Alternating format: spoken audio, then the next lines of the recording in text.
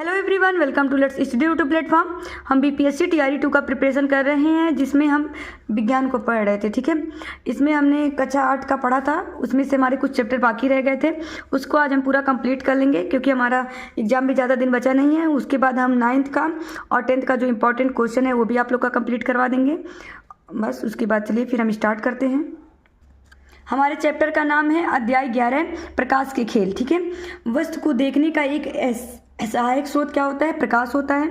छाया बनाने के लिए प्रकाश का स्रोत एक अपारदर्शक वस्तु एवं पर्दा आवश्यक होता है। ठीक है, हमको कोई ऐसा वस्तु या पर्दा चाहिए जिससे क्या करें, जिसपे हम क्या बना सकें, जो भी छाया बना सके। ठीक है, तो उसके लिए हमको अपारदर्शक वस्तु या पर्दा चाहिए होता है। ठीक है, परावर्तन का नियम क्या होता है? किसी परावर्तक पृष्ठ पर पड़ने वाली प्रकाश किरण को आपतित किरण कहा जाता है, तथा जिस बिंदु पर वह पड़ता है वहां से जो अभिलंब खींचा जाता है उसको अभिलंब कहा जाता है। परावर्तक पृष्ठ से परावर्तन के पश्चात वापस आने वाली प्रकाश किरण को परावर्तित किरण कहा जाता है। जैसे मान लीजिए ये कोई चिकना सतह है। ठीक है, यहाँ पे कोई किरण आपतित हो रही है, तो जिस बिंदु पे आपतित हो रहती है यहाँ से क्या अभिलंब जाता है। फिर ये किरण जहाँ से फिर यहाँ से जब टकरा के वापस लौटती है तो इसी को क्या कहा जाता है? परावर्तन के पश्चात वापस लौटने वाली किरण को परावर्तित किरण कहा जाता है, और आने वाली किरण को आपतित किरण कहा जाता है। ठीक है, तथा ये आपतित किरण और ये जो अभिलंब है इसके बीच बने कोण को आई कहा जाता है, तथा ये जो अभिलंब है तथा परावर्तित किरण के बीच को कोण को आर कहा जाता है, परावर्तन कोण कहा जाता है। ठीक है, फिर चलिए हम आगे देखते हैं। हम लोग ये आपतन कोण और परावर्तन कोण समझ लिए। चलिए फिर हम आगे देखते हैं नियमित तथा विसरित परावर्तन। जब समांतर आपतित किरण किसी चमकदार वस्तु पे गिरती हैं और परावर्तन किरण भी एक दूसरे के समांतर होती हैं तो यह नियमित परावर्तन कहलाता है। ठीक है, देखिए यहाँ पे क्या हो रहा है, बहुत सारी किरणें देखिए आ रही हैं और देखिए फिर ये समांतर ही क्या हो रहा है, वापस जा रही हैं। ठीक है, तो ये कैसा है, एक नियमित है। ठीक है, हम विसरित परावर्तन देखें तो देखिए किरणें तो आ रही हैं लेकिन तो कोई किसी दिशा में जा रहा है, कोई किसी दिशा में जा रहा है, तो ये क्या हो जाएगा, विसरित परावर्तन हो जाएगा। ठीक है, चलिए फिर हम आगे देखते हैं। यहाँ से हम देखते हैं, तो अभी हमने बताया जब सभी समांतर आपतित किरणें किसी परावर्तक पृष्ठ से परावर्तित होने के पश्चात समांतर नहीं होती हैं तो ऐसे परावर्तन अनियमित या विसरित परावर्तन कहलाते हैं। विसरित परावर्तन भी परावर्तन के नियम का पालन करता है। ठीक है, ये मतलब ये भी पालन करता है, तो एग्जाम में ऐसे पूछ सकता है क्या विसरित परावर्तन भी परावर्तन के नियम का पालन करता है? तो हाँ, करता है। ठीक है, परावर्तित प्रकाश का पुनः परावर्तन पारदर्शी जैसे यंत्र से होता है। ठीक है, पारदर्शी का उपयोग पनडुब्बियों, टैंकों तथा बंकरों में छिपे सैनिकों द्वारा बाहर की वस्तुओं को देखने के लिए किया जाता है। ठीक है, तो ये एग्जाम में पूछ सकता है क्वेश्चन कि पारदर्शी का उपयोग कहाँ किया जाता है, तो पनडुब्बियों, टैंकों तथा बंकरों में छिपे सैनिकों द्वारा बाहर की वस्तुओं को देखने के लिए किया जाता है। ठीक है, चलिए हम फिर आगे देखते हैं। यहाँ से देखिए हम कुछ इंपॉर्टेंट चीज़ें देख लेते हैं। दिया गया है विसरित परावर्तन खुरदरे सतह से होता है, तो ये याद रखे रहेगा, जो विसरित परावर्तन होता है खुरदरे सतह से होता है। और ठीक है, इतना समझ में आ गया। परावर्तन के दो नियम होते हैं। आपतन कोण परावर्तन कोण के बराबर होता है, जो अभी हमने बताया था, कोण आई और कोण आर सदैव बराबर होते हैं। आपतित किरण, परावर्तित किरण तथा परावर्तक पृष्ठ के आपतन बिंदु पर खींचा गया अभिलंब जो होता है एक ही तल में होता है। ठीक है, समझ में आया। आपतित किरण और परावर्तित किरण तथा परावर्तक पृष्ठ के आपतन बिंदु पर खींचा गया अभिलंब तीनों एक ही तल में होते हैं। ठीक है, ये दोनों परावर्तन के दो नियम है, आप लोग याद रखे रहिएगा। किसी कोण पर झुके दो दर्पण अनेक प्रतिबिंब बना सकते हैं। ठीक है, अगर किसी कोण पर झुके हुए हैं दो दर्पण, ठीक है, तो ये अनेक प्रतिबिंब बना सकते हैं। बहुपरावर्तन के कारण बहुमूर्तिदर्शी में अनेक सुंदर पैटर्न बनते हैं। ठीक है, हमारी आंख के महत्वपूर्ण भाग होते हैं कर्निया, परतारिका, पुतली, लेंस, दृष्टिपटल तथा दृक् तंत्रिकाएं। ठीक है, उसके बाद ब्रेल पद्धति का उपयोग करके दृष्टि निषक्त व्यक्ति लिख पढ़ सकते हैं, अर्थात जिसको दृष्टि जो देखने में अक्षम है, ठीक है, वो लोग क्या करते हैं, ब्रेल पद्धति के द्वारा वो लोग लिख पढ़ सकते हैं। ठीक है, चलिए हम लोग एक बार पढ़ लेते हैं इसको कि ब्रेल पद्धति क्या है। यहाँ देख लीजिए ब्रेल पद्धति के बारे में कुछ दिया गया है। पहले ये देख लीजिए, दृष्टि निषक्त व्यक्ति के दो संसाधन कौन कौन से होते हैं। एक अप्रकाशित साधन होता है, एक प्रकाशित साधन होता है। ठीक है, जो अप्रकाशित होता है जैसे ब्रेल, स्लेट, ब्रेल लिपि युक्त कागज। ठीक है, अप्रकाशित अगर हम देखें तो चश्मा, लेंस, उसके बाद इत्यादि। ठीक है, ये सब हो जाएगा। उसके बाद हम आगे देखते हैं, ब्रेल लिपि का आविष्कार लुई ब्रेल ने किया था 1821 ईस्वी में, तो इसका सन भी याद रखे रहिएगा। इस पद्धति में 63 बिंदु अंकित पैटर्न है और 6 बिंदुओं वाला ये था, तो याद रखिए रहेगा, ये 6 बिंदु वाला था और बिंदु अंकित उस पर कितने हैं, 63। नेत्रदान किसी भी लिंग, किसी भी आयु, किसी भी सामाजिक स्तर का मतलब हो सकता है, चश्मा पहनने वाला व्यक्ति भी कर सकता है, ठीक है। अब देखते हैं एक किसी को एड्स रहे, हेपेटाइटिस रहे, हेपेटाइटिस ए या सी दोनों में से कोई रहे, जलमिति रहे, ल्यूकीनिया रहे, धनुस्तंभ रहे, हैजा, मस्तिष्क सोच से पीड़ित व्यक्ति नेत्रदान नहीं कर सकते हैं, ठीक है। इन लोग को नेत्रदान के लिए रोका जा सकता है, ठीक है। उसके बाद नेत्रदान जो होता है अगर मान लीजिए किसी की मृत्यु हुए 4-6 घंटे के अंदर है तो उसका हम नेत्रदान करवा सकते हैं, ठीक है। तो इतना ये याद रखिए रहेगा, नेत्रदान 4-6 घंटे के अंदर मृत्यु होने पर भी किया जा सकता है, ठीक है। हमारा वो चैप्टर कंप्लीट होता है। यहाँ से हमारा है अध्याय 12 पौधों और जंतुओं का संरक्षण जैव विविधता, ठीक है। इसको देख लेते हैं हम। विभिन्न जीवों की शारीरिक बनावट जो होती है अलग अलग होती है। जंगली जानवर का मूल आवास स्थान कहाँ होता है? जंगल होता है, ठीक है। कानूनी रूप से जो सुरक्षित जंगल है उनसे छेड़छाड़ करना या शिकार करना यहाँ पे प्रतिबंधित होता है, उसी को क्या कहलाता है? अभयारण्य कहा जाता है, ठीक है। इतना समझ में आया। विश्व के 12 बड़े जैव विविधता वाले देशों में भारत का 6वां स्थान है, ठीक है। उसके बाद हम आगे देखते हैं विश्व के 12 जीव विविधता स्थल में 2 भारत में स्थित है, पूर्वोत्तर भारत में और एक पश्चिमी घाट में, ठीक है। हिमालयन घाट को भी कहा जाता है, जैव विविधता में भी ये भी है, ठीक है। उसके बाद आगे हम देखते हैं हम तो पेड़ पौधे मिट्टी को रंध्रमय बनाकर उसकी जलधारण क्षमता को क्या करते हैं? बढ़ाते हैं, ठीक है।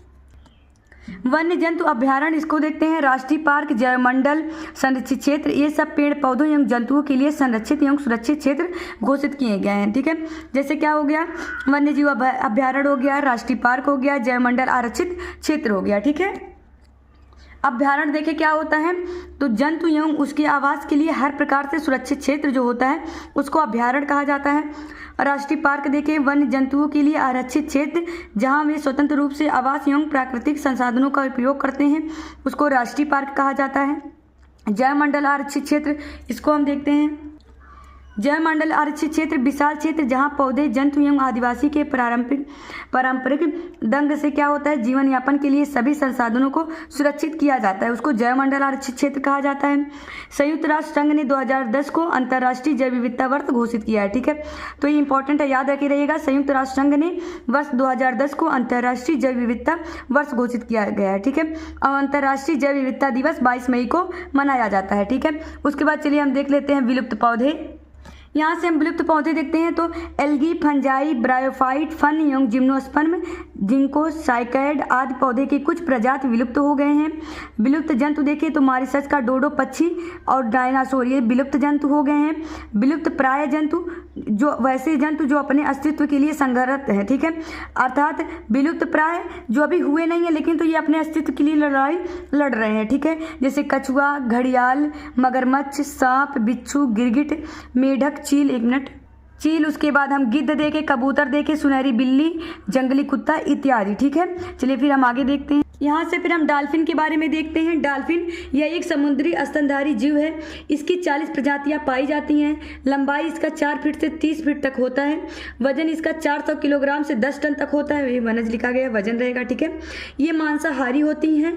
ये बहुत ही बुद्धिमानी जीव हैं। भारत में यह गंगा नदी में पाया जाता है, ठीक है। इसके शरीर से निकले तेल और औषधि जो होते हैं ये प्रयोग इनका किया जाता है। इसी के कारण इनका क्या किया जाता है? शिकार होता है, ठीक है। तो इनके शिकार का कारण क्या है? इनसे निकलने वाला तेल और इनका औषधि प्रयोग, ठीक है। तो हमको डॉल्फिन के बारे में समझ में आ गया। चलिए फिर हम आगे देखते हैं। बिहार के बक्सर से कहलगांव के बीच गंगा नदी में पाया जाता है। सोंस या डॉल्फिन को भारत का राष्ट्रीय जलीय जीव घोषित किया गया है। बिहार के बेगूसराय जिले के कांवर झील में भी प्रवासी पक्षी साइबेरिया से आते हैं, ठीक है। यूएनओ ने 2011 को विश्व वन वर्ष घोषित किया है, ठीक है। ये याद रखिए रहिएगा।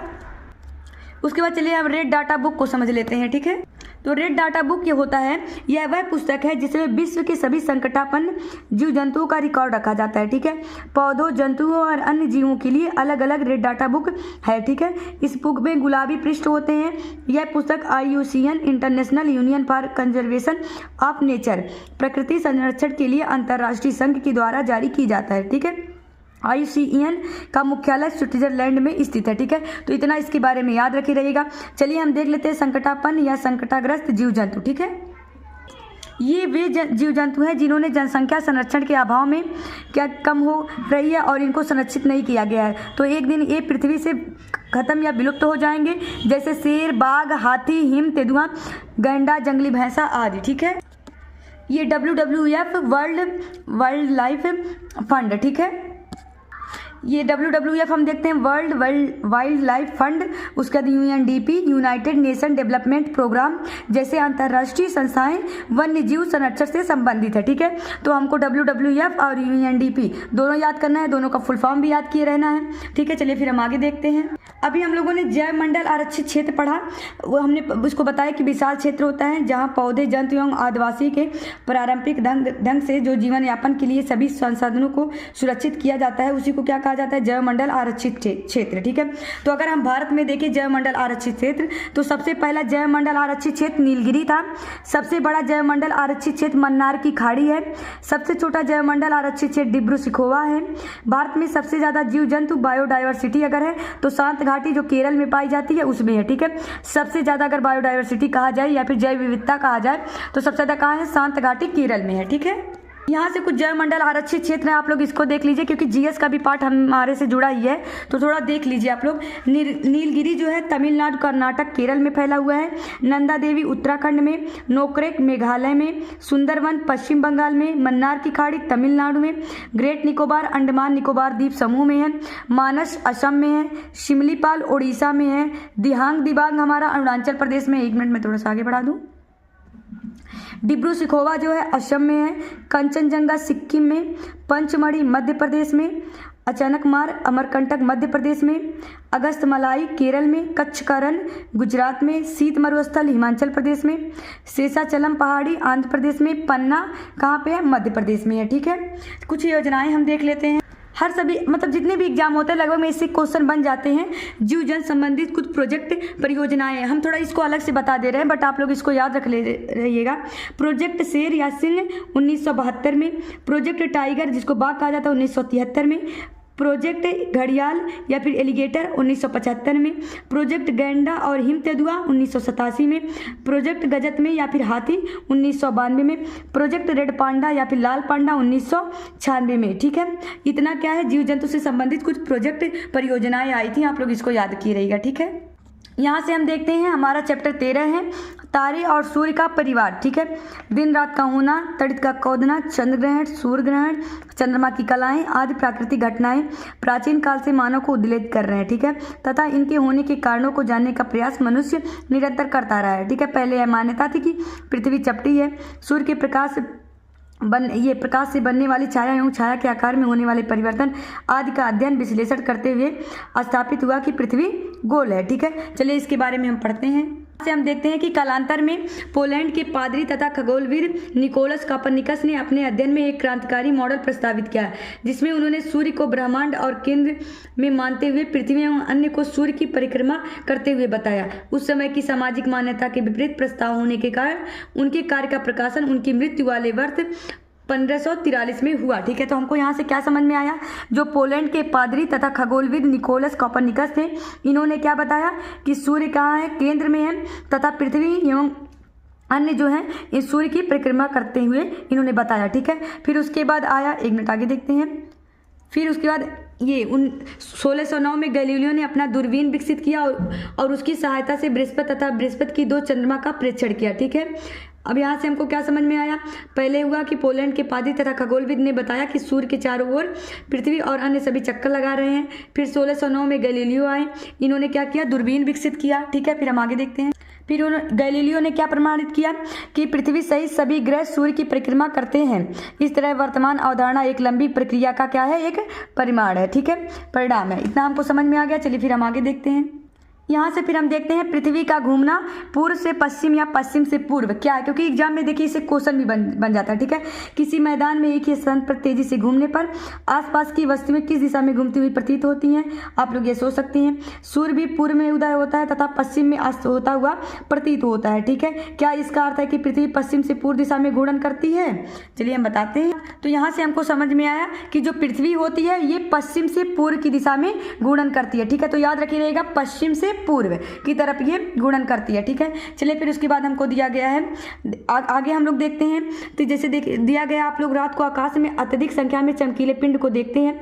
इस चमकीला दिखने वाला पिंड चंद्रमा, ग्रह, तारे तथा अन्य सभी पिंड होते हैं। चलिए हम चंद्रमा के बारे में पढ़ लेते हैं, ठीक है। चंद्रमा के बारे में हम देखते हैं तो जिस रात चंद्रमा बिल्कुल गोल दिखाई देता है उस रात को पूर्णिमा की रात होती है, ठीक है, क्योंकि चंद्रमा क्या होता है, पूर्ण दिखता है, तो पूर्णिमा की रात होगा। जिस रात चंद्रमा बिल्कुल दिखाई नहीं देता वह रात अमावस्या की रात कहलाती है। चंद्रमा का खुद का प्रकाश नहीं होता है, ठीक है, चंद्रमा के पास, अब एग्जाम में आ जाए क्या चंद्रमा के पास खुद का प्रकाश होता है, तो नहीं, चंद्रमा के पास खुद का प्रकाश नहीं होता। ये सूर्य की रोशनी पड़ने पर चंद्रमा की सतह से प्रकाश परावर्तित होता है, जिससे हमें चंद्रमा चमकता हुआ नजर आता है, ठीक है।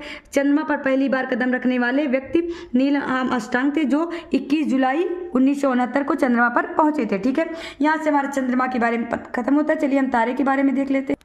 जो तारे होते हैं, तारा के पास प्रकाश का अपना खुद का एक क्या होता है, प्रकाश होता है। सूर्य भी एक तारा है। सूर्य पृथ्वी के सबसे नज़दीक तारा है, ठीक है। सूर्य और पृथ्वी की दूरी लगभग में 15 करोड़ किलोमीटर है। सूर्य के बाद सबसे नज़दीक तारा अल्फा सेंचुरी है, ठीक है। अल्फा सेंचुरी और पृथ्वी के बीच की दूरी अगर देखें तो लगभग में 40 करोड़ से ऊपर है, ठीक है। उसके बाद हम आगे देखते हैं, 40 लाख करोड़ से ज़्यादा है। अधिक दूरी के लिए प्रकाश वर्ष मात्रक का इस्तेमाल किया जाता है, ठीक है। अगर हमको क्या है, एग्जाम में पूछ ले कि प्रकाश वर्ष किसका मात्रक है, तो दूरी का मात्रक है, और अधिक दूरी के लिए हम किसका, प्रकाश वर्ष का ही वो करते हैं, ठीक है, इस्तेमाल करते हैं। प्रकाश वर्ष, प्रकाश द्वारा एक वर्ष में तय की गई दूरी को प्रकाश वर्ष कहा जाता है, ठीक है। यहाँ से हमको समझ में आ गया। दिन में भी आकाश में तारे होते हैं, लेकिन सूर्य के तीव्र प्रकाश के कारण ये दिखाई नहीं देते, ठीक है। तो एग्जाम में अगर पूछ ले क्या दिन में भी, एक मिनट थोड़ा सा आगे बढ़ा दें, एग्जाम में आ जाए क्या दिन में भी आकाश में तारे होते हैं, हाँ होते हैं, लेकिन ये सूर्य की तीव्र प्रकाश के कारण दिखाई नहीं देते हैं। तारे जो होते हैं ये पूर्व से पश्चिम की ओर गति करते हुए महसूस होते हैं, ठीक है। पृथ्वी कैसा गति करता है, पृथ्वी जो गति करता है ये पश्चिम से पूर्व गति करता है, ठीक है, लेकिन जो तारे होते हैं ये पूर्व से पश्चिम की ओर गति करते हुए महसूस होते हैं, ठीक है। यहाँ से हमारा एससीईआरटी में देखिए ये भी दिया हुआ है, तारा मंडल के बारे में चलिए देख लेते हैं। तो यहाँ से देखते हैं सप्तऋषि तारा मंडल। इस तारा मंडल में 7 सुस्पष्ट तारे होते हैं, जिन्हें गर्मियों में रात के प्रथम पहर में देख सकते हैं, ठीक है। तो इसका क्या टाइम है, गर्मियों में रात के प्रथम पहर में, ठीक है। उसके बाद आरोयन तारा मंडल, यूनानी दंत कथाओं का मशहूर शिकारी के नाम पे इसका नाम पड़ा है, आरोयन तारा मंडल। उसके बाद शर्मिष्ठा तारा मंडल, 6 तारों का समूह होता है। सिंह तारा मंडल, इस तारे के समूह से सिंह की छवि जैसी आकृति बनती है। फरवरी से अगस्त के महीनों में सप्तऋषि आपको शाम 8 बजे से रात 12-1 बजे तक दिखता है, ठीक है। तो आप लोग इसको अच्छे से याद रखे रहिएगा। चलिए हम आगे देख लेते हैं। हमें ध्रुव तारा पृथ्वी की धुरी के ठीक ऊपर स्थित है, अतः उत्तरी गोलार्ध में पृथ्वी पर से ध्रुव तारा जो होता है हमें कहीं से भी देखने पर स्थिर नजर आता है, ठीक है। सप्तऋषि मंडल क्या होता है, धुरी से कुछ कोड़ी दूरी पर है, अतः वह हमें घूमता हुआ नजर आता है, ठीक है, समझ में आ गया। जो सप्तऋषि मंडल है यह धुरी से कुछ कोड़ी दूरी पे है, और जो ध्रुव तारा है वो पृथ्वी की धुरी के ठीक उसके ऊपर स्थित है, इस वजह से वो स्थित नजर आता है, और सप्तऋषि मंडल हमको घूमता हुआ नजर आता है, ठीक है। आकाश गंगा, एक मिनट थोड़ा आगे बढ़ जाएं। आकाश गंगा जो होता है करोड़ों तारों, बादलों तथा गैसों की एक प्रणाली है, ठीक है। हमारा सौरमंडल इस आकाश गंगा का एक भाग है, ठीक है। चलिए हम फिर सौरमंडल के बारे में पढ़ लेते हैं। यहाँ से हम देखते हैं सूर्य तथा खगोलीय पिंडों के बीच गुरुत्वाकर्षण बल के कारण ये पिंड सूर्य की परिक्रमा करते हैं, ठीक है। तो याद रखिएगा किसी गुरुत्वाकर्षण बल के कारण। ग्रह क्रम से बुध, शुक्र, पृथ्वी, मंगल, बृहस्पति, शनि, यूरेनस तथा नेपच्यून है। टोटल 8 ग्रह है, ठीक है। 8 ग्रह का आप लोग याद कर सकते हैं, ठीक है। चलिए फिर हम आगे देखते हैं। 2006 में अंतर्राष्ट्रीय खगोलीय संघ ने प्लूटो को ग्रह की श्रेणी से बाहर कर दिया था। कब किया था, 2006 में अंतर्राष्ट्रीय खगोलीय संघ ने प्लूटो को ग्रह से बाहर किया था, ठीक है। सबसे निकटतम तारा कौन सा है, सूर्य है, ठीक है। चलिए फिर हम आगे देखते हैं।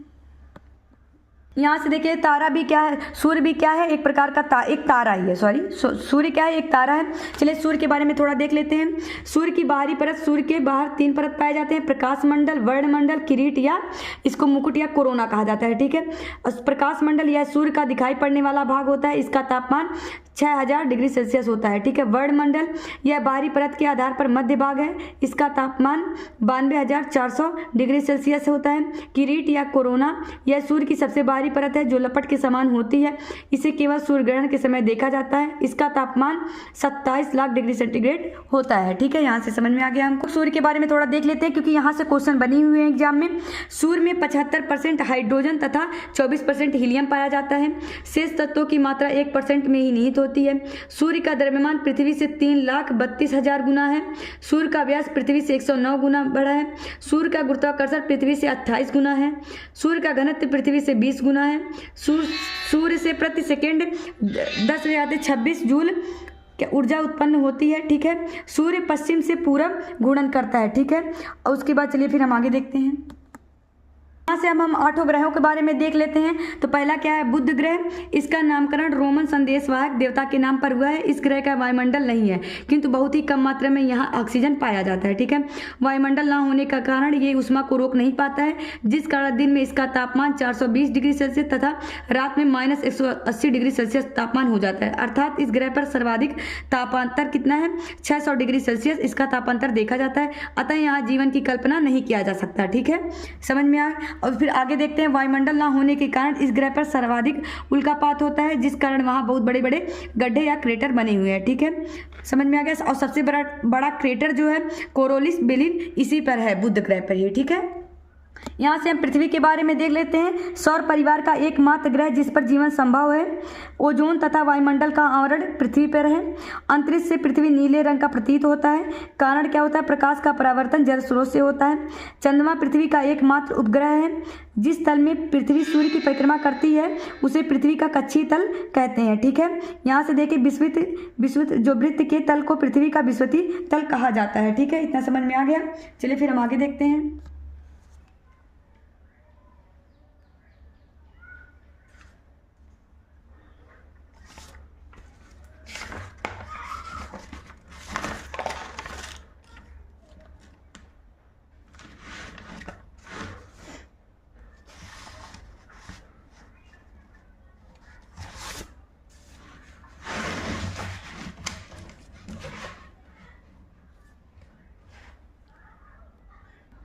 यहाँ से हम देख लेते हैं परिक्रमण और परिभ्रमण, ठीक है।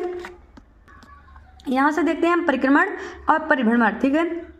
परिक्रमण ये जो सूर्य के किनारे कितने दिन में घूमता है, तो बुध 88 डेज में, अब परिभ्रमण 59 आवर में, शुक्र जो है 224 डे में, पृथ्वी 365 दिन में, मंगल 687 दिन में, बृहस्पति 12 साल लगाता है, शनि 29 साल, अरुण जो होता है 84 साल, वरुण जो है 165 साल, ठीक है।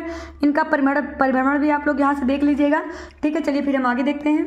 यहाँ से फिर हम ग्रहों की रंग देख लेते हैं, क्योंकि एग्जाम में पूछ लेता है। बुध का ग्रे कलर है, शुक्र का येलो है, पृथ्वी का ब्लू है, मंगल का लाल तथा भूरा है, बृहस्पति का ऑरेंज तथा वाइट है, शनि का गोल्ड है, उसके बाद अरुण का ब्लू प्लस ग्रीन है, और वरुण का क्या है, ब्लू है, ठीक है। यहाँ से अभी हम पढ़े हैं अरुण और वरुण, जिसको यूरेनस तथा नेपच्यून कहा जाता है। ये सौर परिवार का 22वां ग्रह है। यूरेनस की विलक्षण विशेषता इसका अत्यधिक झुका घूर्णन है, ठीक है। आंतरिक ग्रह किसको कहा जाता है, बुध शुक्र पृथ्वी मंगल को क्या आंतरिक ग्रह कहा जाता है। बाह्य ग्रह बृहस्पति शनि यूरेनस तथा नेपच्यून को क्या कहा जाता है, बाह्य ग्रह कहा जाता है। तो आप लोग इसको याद रखिएगा, एग्जाम में से क्वेश्चन बन जाते हैं। मंगल तथा बृहस्पति की कक्षाओं के बीच क्षुद्र ग्रह पाए जाते हैं, ठीक है। ये भी याद किए रहेगा, ठीक है। चलिए आगे हम देखते हैं धूमकेतु। धूमकेतु जो होता है ये सौर परिवार का सदस्य है। परिक्रमण का बहुत लंबा लेता है। ये चमकीले सिर तथा लंबे पूंछ वाले होते हैं। ये हेली धूमकेतु 76 वर्ष के अंतराल पे दिखाई देते हैं। हेली 1986 में पहली बार दिखाई दिया था, ठीक है। धूमकेतु का दिखाई देना एक प्राकृतिक परिघटना है, ठीक है। चलिए फिर हम उल्काएं तथा उल्कापिंड देख लेते हैं। यहाँ से देखते हैं तो टूटता तारा या शूटिंग स्टार उल्का कहलाता है। एक नियमित समय अंतराल पर पृथ्वी जब किसी धूमकेतु के पूंछ को पार करती है तो उल्काओं का झुंड दिखाई देता है तथा पृथ्वी पर गिरता है, उसे उल्का वृष्टि कहा जाता है, ठीक है। यहाँ से फिर हमको देखना है कृत्रिम उपग्रह। कृत्रिम उपग्रह जो होता है प्राकृतिक उपग्रह की अपेक्षा पृथ्वी के अधिक निकट रहकर परिक्रमा करते हैं, ठीक है। जो कृत्रिम उपग्रह किए जाते हैं, ठीक है, ये प्राकृतिक उपग्रह की अपेक्षा क्या होते हैं, पृथ्वी के अधिक निकट होते हैं, ठीक है। भारत का प्रथम कृत्रिम उपग्रह कौन था, आर्यभट्ट था। कुछ भारतीय कृत्रिम उपग्रह जो है INSAT है, IRS है, कल्पना है, ठीक है, यूडियोसैट है, ETC, ठीक है। उपयोग इसका किया जाता है मौसम भविष्यवाणी, रेडियो, टेलीविजन, दूर संचार तथा दूर संवेदन के लिए इसका उपयोग किया जाता है, ठीक है, कृत्रिम उपग्रह का। इतना हमको याद आ गया, पहला इसका याद रखे रहेगा आर्यभट्ट है, ठीक है। चलिए फिर हम आगे देखते हैं हमारा अध्याय 14। हमारा अध्याय 14 है। अभी हम देखें कोशिकाएं हर जीवन की क्या है, आधारभूत संरचना है, ठीक है। चलिए हम कोशिका के बारे में पढ़ लेते हैं। तो कोशिका का अध्ययन क्या कहलाता है, साइटोलॉजी कहलाता है। ये क्या होता है, संरचनात्मक एवं क्रियात्मक इकाई होती है। खोज इसका किया था 1665 में रॉबर्ट हुक ने। इन्होंने लेकिन तो मृत कोशिका की खोज की थी, आप लोग याद रखिएगा, 1665 में रॉबर्ट हुक ने किया था, ठीक है। कोशिका के जनक है रॉबर्ट हुक को ही कहा जाता है। जीवित कोशिका कोशिका की खोज किसने किया था? ल्यूवेनहॉक ने। तो यहाँ से हमारा 2 क्वेश्चन आ गया कि जो मृत कोशिका की खोज किसने किया था? रॉबर्ट हुक ने 1665 में। उसके बाद जीवित कोशिका का ल्यूवेनहॉक ने किया था। तो हुक हॉक से याद रखी रहेगा, देखिए यहाँ पे लिखा है हुक हॉक। तो हुक ने क्या किया था? मृत का, उसके बाद हॉक आए थे, ये क्या किए थे? जीवित कोशिका का खोज किए थे ल्यूवेनहॉक ने। केंद्रक की खोज किसने किया था? रॉबर्ट ब्राउन ने किया था। ठीक है, चलिए हम इसके बारे में सिद्धांत लिखते हैं। स्लाइडेन एवं स्वान ने कोशिका शरीर की सबसे छोटी इकाई है, इन्होंने बताया था। स्लाइडेन एवं स्वान ने बताया कि कोशिका जो होती है शरीर की सबसे छोटी इकाई होती है। चलिए हम देख लेते हैं कि सबसे छोटी कोशिका कौन सा है। ठीक है, यहाँ से तो हम देखते हैं सबसे छोटी कोशिका माइक्रोप्लाज्मा है, सबसे बड़ी कोशिका शुतुरमुर्ग का अंडा है, सबसे लंबी कोशिका तंत्रिका तंत्र है। ठीक है, अब देखिए यहाँ से 2 टाइप का क्वेश्चन बनेगा। अगर नॉर्मली क्वेश्चन बना कि सबसे बड़ी कोशिका तो शुतुरमुर्ग का अंडा, सबसे लंबी कोशिका तो तंत्रिका तंत्र है। ठीक है, लेकिन तो आगे अगर क्वेश्चन में लगा दे मानव में सबसे बड़ी कोशिका तो अंडाणु है जिसको ओवम कहा जाता है, और मानव में सबसे छोटी कोशिका शुक्राणु है जिसको स्पर्म कहा जाता है। ठीक है, यहाँ से समझ में आ गया। चलिए हम आगे देखते हैं। एक चीज और देख लीजिए, तंत्रिका तंत्र में कोई विभाजन नहीं होता है। ठीक है, जैसे जो कोशिका विभाजन होता है तो सब जगह होता है, लेकिन तो तंत्रिका तंत्र में विभाजन नहीं होता है। ठीक है, अभी हमने इसके बारे में बताया था। जो डेड सेल या प्रथम सेल की खोज थी वो रॉबर्ट हुक ने किया था 1663 में। कार्क ओक में इसकी खोज इन्होंने की थी। ठीक है, कार्क ओक से इसको प्राप्त किया था। ठीक है, एक नवजात शिशु में लगभग 20 खरब कोशिका होती है, एक मनुष्य में लगभग 600 खरब लगभग क्या होता है? कोशिका होता है। ठीक है, रक्तदान करते वक्त एक बार में 5 खरब कोशिका दान दिया जाता है। तो आप लोग इसको याद रखी रहिएगा क्योंकि हमारी एससीईआरटी पुस्तक में दिया गया है। उसके बाद आगे देखते हैं। कोशिका का विशिष्ट समूह ऊतक कहलाता है। ऊतक अंग का और अंग अंग तंत्रों का निर्माण करता है। ठीक है, कोशिका सजीवों की संरचना है, संरचनात्मक एवं कार्यात्मक इकाई है। ठीक है, कोशिका के आकार को माइक्रोन या माइक्रोमीटर में नापते हैं। ठीक है, उसके बाद हम देखते हैं 1 माइक्रोमीटर बराबर होता है 10⁻⁻6 मीटर। ठीक है, कोशिका का जो आकार होता है 0.5 से 20 माइक्रोमीटर तक होता है। ठीक है, मानव शरीर में लाल रक्त कोशिका सबसे छोटी और तंत्रिका कोशिका क्या होती है? सबसे बड़ी होती है। ठीक है, अंडे का सफेद भाग एल्ब्यूमिन और पीला भाग क्या कहलाता है? यॉक कहलाता है। अंडा क्या है? एक कोशिका है। ठीक है, यहाँ से फिर हम देखते हैं कोशिका झिल्ली एवं कोशिका भित्ति क्या होता है। कोशिका को अलग करने वाली झिल्ली को कोशिका झिल्ली कहा जाता है। निश्चित आकार प्रदान करता है। यह अंदर तथा बाहर के पदार्थ के आवागमन का नियंत्रण करता है। कोशिका के अंदर की संरचना को घेरे रहता है। पौधे की कोशिका झिल्ली के ऊपर एक दृढ़ आवरण या सतह पाया जाता है जिसको कोशिका भित्ति कहा जाता है। ठीक है, चलिए आगे देखते हैं हम। जो जंतु होते हैं उसमें कोशिका भित्ति नहीं होती है। कोशिका भित्ति सुरक्षा और आकार प्रदान करता है। ठीक है, जो जंतु होते हैं इसमें कोशिका भित्ति नहीं पाई जाती है। ठीक है, केवल ये पेड़ पौधों में पाया जाता है। फिर चलिए हम देखते हैं कोशिका द्रव्य। कोशिका झिल्ली के अंदर जेली नुमा पदार्थ पाया जाता है जिसको साइटोप्लाज्म कहा जाता है या फिर कोशिका द्रव्य कहा जाता है। कोशिका द्रव के अंदर कोशिका का क्या होता है? महत्वपूर्ण भाग होता है, केंद्रक होता है। ठीक है, चलिए फिर हम देख लेते हैं। जो कोशिका भित्ति होता है ये सेलुलोज का बना होता है और ये केवल पादपों में पाया जाता है। कोशिका झिल्ली जंतु और पादप दोनों में पाया जाता है। ये लिपिड से बना होता है। माइटोकॉन्ड्रिया की खोज अल्टमैन ने किया था। इसको पावर हाउस कहा जाता है या शक्तिगृह कहा जाता है। तारक काय होता है, इसमें कोशिका यह कोशिका का विभाजन करता है। गाल्जी काय, इसको यातायात प्रबंधक कहा जाता है। ठीक है, लाइसोसोम, इसको आत्मघाती थैली कहा जाता है। इसके बारे में इंपॉर्टेंट है, आप लोग याद रखे रहिएगा। अभी हमने बताया केंद्रक की खोज किसने किया था? रॉबर्ट ब्राउन ने किया था। इंपॉर्टेंट है, याद रखी रहिएगा। उसके बाद कोशिका 2 प्रकार का होता है। प्रोकैरियोटिक, इसमें केंद्रक नहीं होता है। यूकैरियोटिक, ये विकसित पाया जाता है। ठीक है, तो जो ये हमारा प्रोकैरियोटिक होता है इसमें प्रोटीन तथा कार्बोहाइड्रेट होता है। और यूकैरियोटिक 2 प्रकार का होता है। ये पादप तथा जंतु दोनों में पाया जाता है। चलिए फिर हम आगे देखते हैं। यहाँ से हमारा यूकैरियोटिक और प्रोकैरियोटिक में पढ़े हैं हम लोग। तो यूकैरियोटिक जो होता है इसमें सुस्पष्ट केंद्रक पाया जाता है। प्रोकैरियोटिक में अस्पष्ट केंद्रक का अभाव होता है। ठीक है, उदाहरण जीवाणु, नीले हरे शैवाल इत्यादि। ठीक है, प्रोटोप्लाज्म जो होता है इसमें कोशिका द्रव्य तथा केंद्रक द्रव्य दोनों पाया जाता है। ठीक है, कोशिका में खाली स्थान को वैक्यूबल या रिक्तिका कहते हैं। ठीक है, चलिए फिर हम आगे देखते हैं। यहाँ से थोड़ा सा इंपॉर्टेंट है, इसको देख लीजिए। पत्तियों का हरा रंग क्लोरोप्लास्ट या हरित लवक के कारण होता है जिसे क्लोरोफिल या पड़हरित कहते हैं। सभी सजीव कोशिका के बने हैं, चाहे वो एक कोशिका हो या बहुकोशिका हो। पौधों की कोशिका में रिक्तिका बहुत बड़ा होता है। ठीक है, पौधों की कोशिका में अगर पूछा जाए तो रिक्तिका बहुत बड़ा होता है। ठीक है, अब हमारा अध्याय 15 स्टार्ट होता है जंतुओं में जनन, ठीक है। जैसे सजीवों में अपनी जैसी संतति उत्पन्न करने के लक्षण पाए जाते हैं, वैसे ही क्या होता है जंतु सब में पाया जाता है, ठीक है। अपने ही समान जो कोई भी सजीव है उसमें अपनी ही जैसी संतति उत्पन्न करने के लक्षण पाए जाते हैं। जैसे कुत्ता होता है पिल्ला को देता है, बिल्ली बिलौटा को, मनुष्य शिशु को, गाय बछड़ा को, मुर्गी चूजा को। पौधों की तरह जंतुओं में भी प्रजनन दो विधियां हैं, अलैंगिक और लैंगिक। अलैंगिक जो होता है जंतु के अलैंगिक प्रजनन में कोई एक जीव विभाजित होकर दो संतति उत्पन्न करता है जिसको द्विघटन कहा जाता है। लैंगिक प्रजनन पौधों की तरह जंतुओं में भी नर एवं मादा जननांग होते हैं, ठीक है, उसको लैंगिक प्रजनन कहा जाता है। हमने जब इसका कक्षा 6 और 7 का पढ़ा रहे थे हम, तो उसमें हम बताए थे लैंगिक प्रजनन कैसे पौधों में होता है, ठीक है। तो पौधों की तरह जंतुओं में भी नर एवं मादा जननांग होते हैं, ठीक है। चलिए हम मानव प्रजनन तंत्र पढ़ लेते हैं, ठीक है। यहाँ से इंपॉर्टेंट फैक्ट हम देख लेते हैं। जंतुओं में निरंतरता बनाए रखने के लिए प्रजनन आवश्यक है। जंतुओं में प्रजनन की दो विधियां लैंगिक तथा अलैंगिक अभी हमने बताया है। लैंगिक प्रजनन में नर युग्मक तथा मादा युग्मक संलयित होते हैं। वृषण जो होता है शुक्रवाहिका तथा शिशु नर जनन अंग होता है। अंडाशय द्वारा उत्पन्न युग्मक अंडाणु तथा वृषण द्वारा उत्पन्न युग्मक शुक्राणु कहलाता है। तो देखिए अंडाशय द्वारा उत्पन्न युग्मक अंडाणु तथा जो वृषण द्वारा होता है उस उत्पन्न युग्मक को शुक्राणु कहलाता है, ठीक है। शुक्राणु तथा अंडाणु का संलयन निषेचन कहलाता है तथा निषेचित अंडाणु युग्मनज कहलाता है, ठीक है। मादा के शरीर के अंदर होने वाला निषेचन आंतरिक निषेचन तथा शरीर के बाहर होने वाला निषेचन बाह्य निषेचन कहलाता है, ठीक है। निषेचित अंडाणु जो होता है, आगे देखते हैं हम, एक मिनट, यहाँ से हम देखते हैं निषेचित अंडाणु गर्भाशय में रोपित हो जाता है और यही इसका विकास होता है जिसके फलस्वरूप नवजात शिशु जन्म लेता है।